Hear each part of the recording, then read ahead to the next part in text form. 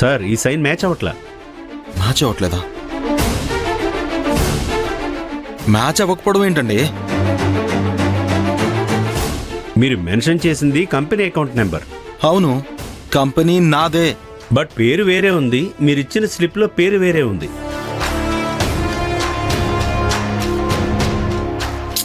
Maybe మా నాన్న పేరు మీద ఉండొచ్చు. చేంజ్ చేసిస్తాను, ఉండండి. అలా కుదరదు సార్. ఎందుకు? మీకు ఇంకా సైనింగ్ అథారిటీ ఇవ్వలేదు.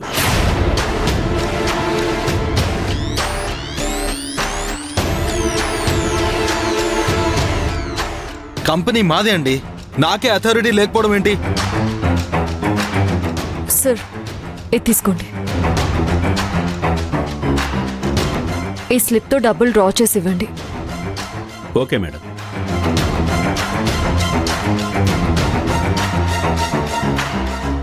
ఓకే మేడం, సైన్ మ్యాచ్ అయింది.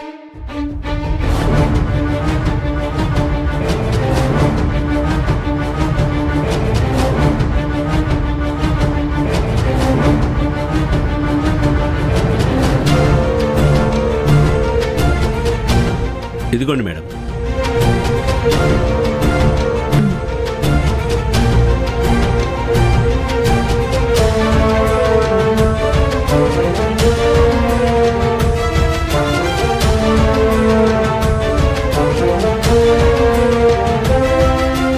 లక్ష్మి,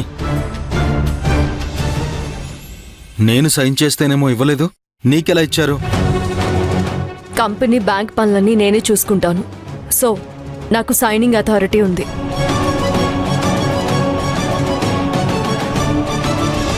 మీకు కావాల్సినప్పుడు డ్రా చేసుకుంటే? మీరు ఒక కంపెనీ హెడ్ పొజిషన్లో కూర్చున్నారు. అన్ఎడ్యుకేటెడ్ లాగా మాట్లాడకండి. అదంతా అకౌంట్స్లో తెలుస్తుంది కదా.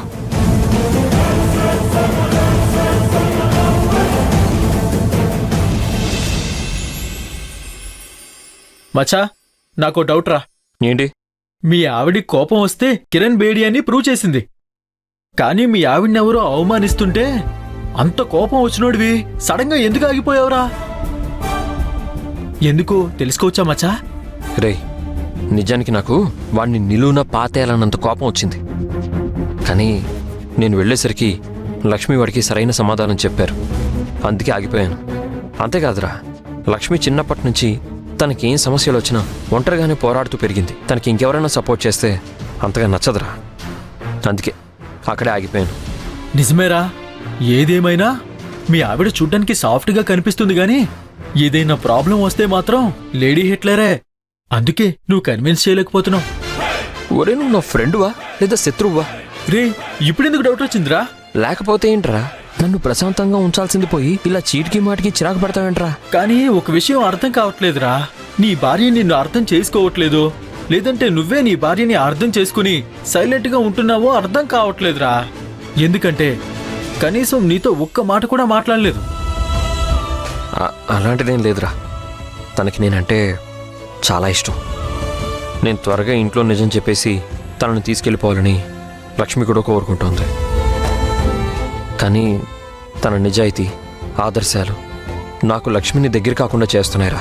కానీ నువ్వేంటో తనకి అర్థమయ్యేలా చెప్పాలి మావా. అప్పుడే కదా తను అర్థం చేసుకుంటుంది.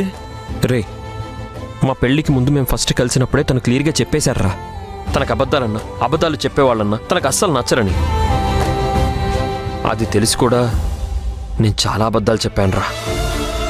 ఇందులో తన తప్పేం లేదురా. తప్పంతా నాదే.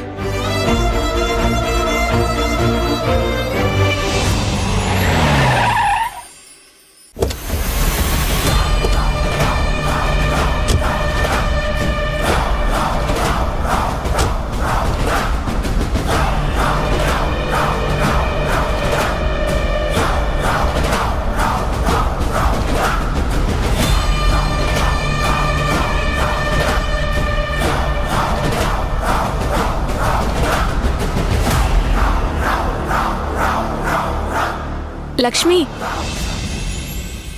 అశ్విన్ సార్ ఇరిటేషన్తో లోపలికి వెళ్లారు.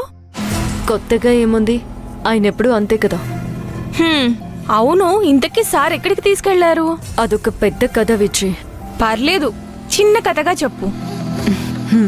మేము బ్యాంక్కి వెళ్ళాము. తీరా అక్కడికి వెళ్ళి చూస్తే అది మా ఆయన పని చేస్తున్న బ్యాంక్. Very interesting. ఆ తర్వాత?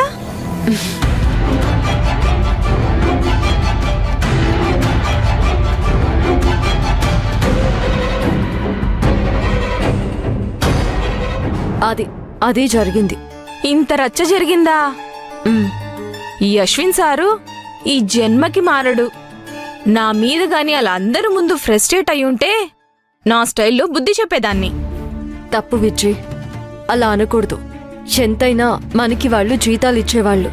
వాళ్ళని మనం ఎప్పుడూ గౌరవిస్తూనే ఉండాలి. హలో మేడం, మరీ అంత మంచితనం పనికిరాదు. అది సరే, అప్పుడు మీ ఆయన అక్కడే ఉన్నారా? ఉన్నారు. మరి అశ్విన్ సార్ నీ మీద ఫ్రస్ట్రేషన్ చూపిస్తుంటే మీ ఆయన చూస్తూ ఊరుకున్నారా? అవును, సైలెంట్గా ఉన్నారు. భార్య మీద ప్రేమ ఉంటే అశ్విన్ని లాగి పెట్టి కొట్టేవాడు. లేదు విజయ్, అశ్విన్ సార్ మీద ఆయనకి పట్టరాని కోపం వచ్చింది. ఒక్క మాట ఎక్కువ మాట్లాడినా అశ్విన్ సార్ మీద చేయి చేసుకునేవారేమో. కానీ అలా చేస్తే నాకు నచ్చదని, మా ఇద్దరి మధ్య ఇన్వాల్వ్ అవ్వడం కరెక్ట్ కాదని ఆయన ఆగిపోయారు. ఇప్పటికే నాకు అబద్ధం చెప్పారని ఆయన గిల్టీగా ఫీల్ అవుతున్నారు. మళ్ళీ అశ్విన్ సార్ మీద సీరియస్ అయ్యి సీన్ క్రియేట్ చేయడం ఎందుకని చూస్తూ నిలబడ్డారు. అది కాదే, మీ ఆయన గురించి నీకంతా తెలుసు. మీ ఇద్దరి మధ్య మంచి అండర్స్టాండింగ్ ఉంది. మరెందుకు హరన్న మీద ఎందుకు కోపం? కొంచెం అడ్జస్ట్ చేసుకొని హ్యాపీగా ఉండొచ్చు కదా. ఆయన అంటే నాకు ప్రేమ ఉంది, గౌరవం ఉంది. అబద్ధం చెప్పి నన్ను పెళ్లి చేసుకుని ఉండొచ్చు, కానీ నిజం దాచడం నాకు నచ్చలేదు. తప్పు ఎవరు చేసినా అది తప్పే. మా ఆయన తప్పుని సరిదిద్దుకునేంత వరకు నేను ఇలాగే ఉంటాను. నువ్వు ఒక్కసారి ఫిక్స్ అయ్యావంటే ఎవ్వరు చెప్పినా వినవు కదా. నేనైతే మీరిద్దరు తొందరగా కలిసిపోయి సంతోషంగా ఉండాలని కోరుకుంటున్నాను. నేను కూడా ఆ రోజు కోసమే ఎదురు చూస్తున్నాను. మీ గురించి ఏమనుకుంటున్నారు మీరు? మీ కంపెనీ టర్నోవర్ ఎంతో మీకే తెలీదు, నాకు ఏ రెస్పాన్సిబిలిటీ లేదంటారా? ఇదే మీకు లాస్ట్ వార్నింగ్. ఇంకొకసారి నా మీద మీ కోపం ప్రదర్శించాలని చూడకండి. మహా అయితే మీరు నన్ను పనిలో నుంచి తీసేయొచ్చు, అంతే. ఇంకేమీ చేయలేరు. మీ సైన్ మ్యాచ్ అవ్వట్లేదు. మీకు ఇంకా సైనింగ్ అథారిటీ ఇవ్వలేదు.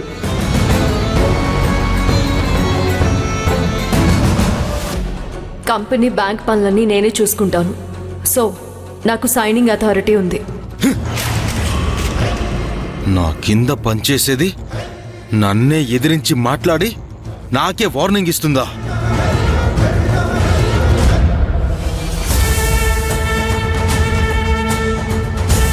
ఈ కంపెనీ దానికే ఎక్కువ ఇంపార్టెన్స్ ఇస్తుంది. ఇదంతా చూస్తూ సైలెంట్గా ఉంటే చేతగాని వాడిని అయిపోతాను.